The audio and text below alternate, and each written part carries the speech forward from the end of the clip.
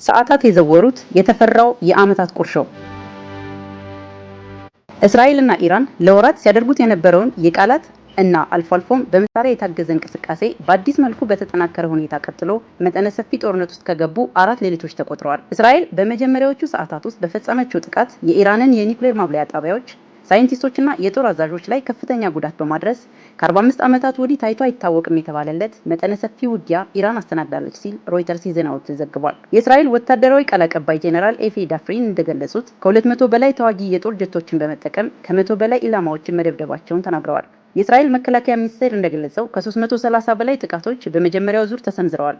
በዚህም ጥቃት አስከፊ አጸፋ ሰጣለሁ ያለችው ኢራን ከ100 በላይ የድሮን ጥቃቶች ያደረገች ሲሆን አብዛኞቹን አክሽፌያለሁ ስትል እስራኤል መግለጧ አይዘነጋም። ለሁለተኛ ጊዜ እስራኤል በወሰደችው ጥቃት 2 የኒውክሌር ማበልጸጊያ ጣቢያዎችን መጉዳቷን መረጃዎች ጠቁመዋል። አጸፋዎች እየተከታተሉ በሚሳኤል እየታጀቡ ይህ ጥንቅር እስከተዘጋጀበት ጊዜ ድረስ ሁለቱ ሀገራት በከባድ ፍንዳታና ጭስ እንደተሸፈኑ መገናኛ ብዙሃኑ እየከተቡ ይገኛሉ። እስከ ዘገባችን ድረስ 18 እስራኤላውያን ሲገደሉ ከ380 በላይ ደግሞ መቁሰላቸውን አልጀዚራ ዘግቧል። በኢራን በኩል የደረሰው ጉዳት እጅግ የከፋ ሲሆን መጠኑን በትክክል መግለጽ እንደተቸገሩ የዜና ምንጩን ጨምሮ ገልጧል። እሁድ ዕለት ኢራን አዲስ የማጥቃት ስልት ባለችው የሚሳኤል ውጊያ 5 እስራኤላውያን ሲገደሉ ከ100 በላይ ደግሞ መቁሰላቸውን ሮይተርስ አሳውቋል። ሰኔ 15 2025 በኦማን እንደሚካሄድ የተጠበቀው የኢራንና የአሜሪካ የኒውክሌር ድርድር ሳይሳካ እንደቀረም ለማወቅ ተችሏል። የእስራኤል ጠቅላይ ሚኒስትር ቤንጃሚን ኔታንያሁ እንደተናገሩት በዚህ ያልተጠበቀ ጥቃት እስራኤል ግቧን ያሳካች ሲሆን ይህም ራሷን ለመከላከል ያደረገችው ተፈጥሯዊ መብቷ ነው ብለዋል። የዓለምን ቀልብ የተቆጣጠረው የሀገራቱ ጥቃት መንስኤው ምንድን ነው?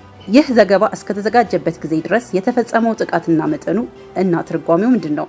የአገራቱ ቅድመ ግንኙነት ምን ይመስላል? ከጀርባ ያደፈጡ ተዋናዮች እነማን ናቸው?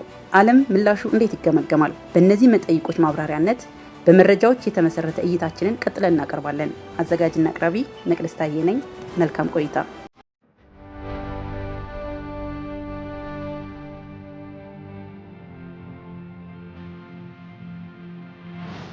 መረጃዎች እንደሚያሳዩት እስራኤልና ኢራን መልካም የሚባል ግንኙነት የነበራቸው ህዝቦች ነበሩ።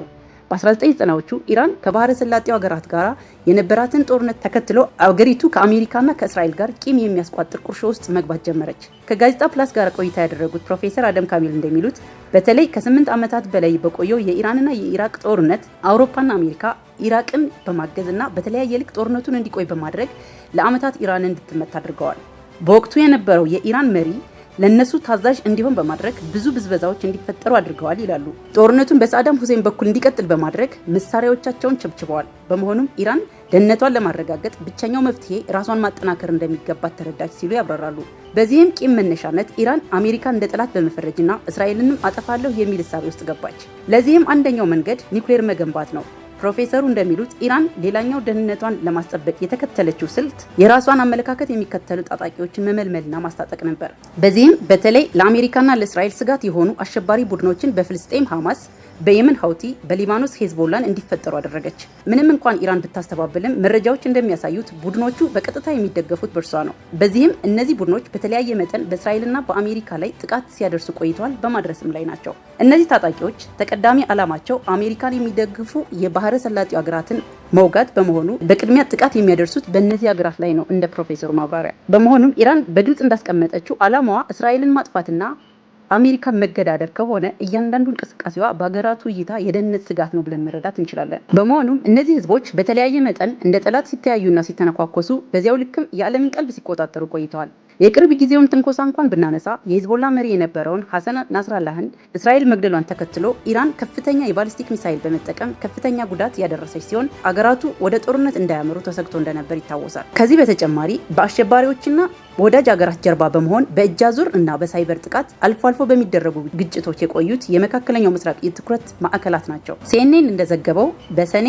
13 2025 በሰዓታት ውስጥ ብቻ እስራኤል የፈጸመችው ጥቃት በ1988 ኢራን ከኢራቅ ጋር ካደረገችው ውጊያ ጋር ባስከተለው ውድመትና ስፋት የሚቀራረብ ቢሆንም ታሪክን ያስናቀና አገራቱ ፍጹም አዲስ መጠነ ሰፊ ግጭት ውስጥ የሚከት ታሪካዊ ሁነት መሆኑን ገልጧል። የዜና ምንጩ ጨምሮ እንደገለጸው የኢራኑ ፕሬዝዳንት ማሱድ ፔዜሽኪያን ኢራናውያን አንድነታቸውን እንዲያጠናክሩና በመንግስት ላይ ያላቸውን እምነት እንዲያጠናክሩ መናገራቸውን አስነብቧል። ይህም የጥቃቱን ጥልቀትና አስደንጋጭነት ያመለክታል። ምንም እንኳን የሁለቱ ሀገራት ቁርሾ ዘመን ያስቆጠረ ቢሆንም በዚህ መጠን እስራኤል ያደረሰችው ጉዳትና አይጠበቂነት መንስኤው ኢራን በፍጥነት እየገነባች ያለችው የኒውክሌር ዩራኒየም ሲሆን በተለይ ከአሜሪካ ጋር ሊካሄድ የታቀደው ድርድር ባይሳካ ኢራን ራሷን ለሚመጣባት ነቀፌታ ልታዘጋጅ ስለምትችል ባልጠበቀችው ሰዓት ትልቅ ጉዳት ለማድረስ የሚያስችል ወሳኝ ሰዓት ስለሆነ ነው የሚሉ ተንታኞች አሉ።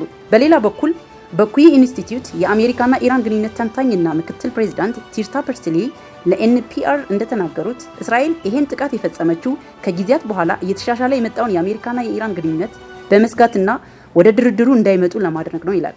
ለዚህም ማሳያው ድርድሩ ቀናት ሲቀረው ጥቃቱ መደረጉ ነው በማለት ያብራራል። በዩኤን የእስራኤል አምባሳደር ዳኒ ዳሮን በበኩላቸው እስራኤል ይህን ጥቃት የፈጸመችው ኒውክሌር ለማበልጸግ በቂ ግብዓቶችን እንዳዘጋጀች መረጃዎች ስለደረሱን ነው ብለዋል። ከላይ እንዳነሳ ነው ኢራን ኒውክሌር እንድትገነባ እስራኤልና አሜሪካ በተለይ አይፈልጉም። በተደጋጋሚ የእስራኤሉ ጠቅላይ ሚኒስትር እንደገለጹት ኢራን ኒውክሌር ከታጠቀች የደህንነት ስጋት እስራኤል ላይ ይደቀናል። ቀጠናው ከፍተኛ የዓለም የንግድ ልውውጥ የሚካሄድበት ወሳኝ በመሆኑ ኢራን አሸባሪዎችን መደገፏና እስራኤልንም አጠፋለሁ ማለቷ ለሁለቱ ሀገራት ትልቅ ስጋት ነው ይላሉ ተንታኞች።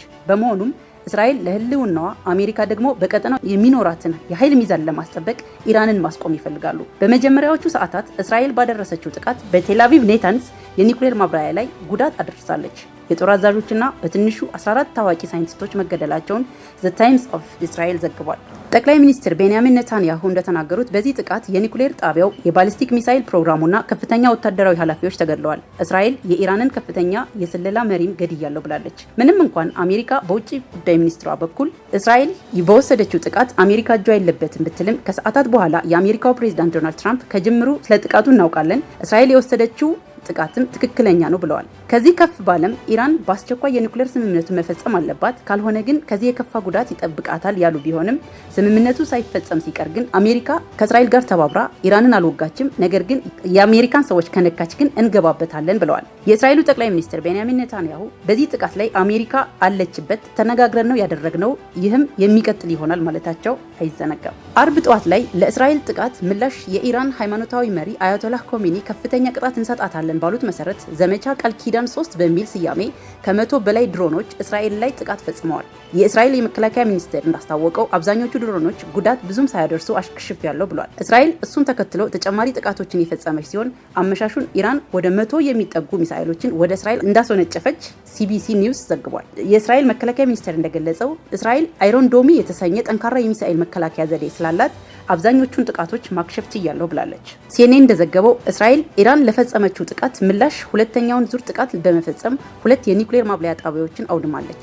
እስራኤል ለደህንነቴ ስጋት የሚሆኑ ሚሳኤሎችና የኒውክሌር ጣቢያዎችን እስከማስወግድ ድረስ ጥቃቴን እቀጥላለሁ ብላለች። 4ኛ ቀኑን በያዘው በዚህ ጦርነት አገራቱ በባሊስቲክ ሚሳኤል የታገዘ ከፍተኛ የመልስ ምት ሲሰጣጡ ውለዋል። እስራኤል ያደረሰችውን በሰዓታት የዓለምን ቀልብ የተቆጣጠረ ጥቃት ተከትሎ አብዛኞቹ ሀገራት ጥቃቱን በመቃወም ወደ ሰላም እንዲመጡ የጠየቁ ሲሆን ሐማስ፣ ፓኪስታን፣ ቱርክ፣ ሩሲያ፣ ኦማንና የመሳሰሉት ጥቃቱን አውግዘዋል። ሀውቲ በአርብ ዕለታው እና ሂዝቦላህ በእሁድ ዕለታው ጥቃት ከኢራን ጋር መተባበሩን መረጃዎች አመላክተዋል። የጀርመኑ ቻንስለር ፍሬድሪክ ሜርዝ እንደተናገሩት ጂ7 አገራት ከእሁድ እስከ ማክሰኞ በሚኖራቸው ስብሰባ ተቀዳሚ የመወያያ አጀንዳቸው የመካከለኛው ምስራቅ ጉዳይ ስለሚሆን መፍትሄ እንደሚሰጡበት እምነታቸውን ገልጸዋል። ጤና ይስጥልን።